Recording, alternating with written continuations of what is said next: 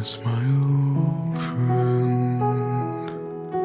I've come to talk with you again, because a vision softly creeping left its seeds while I was sleeping, and the vision that was planted in my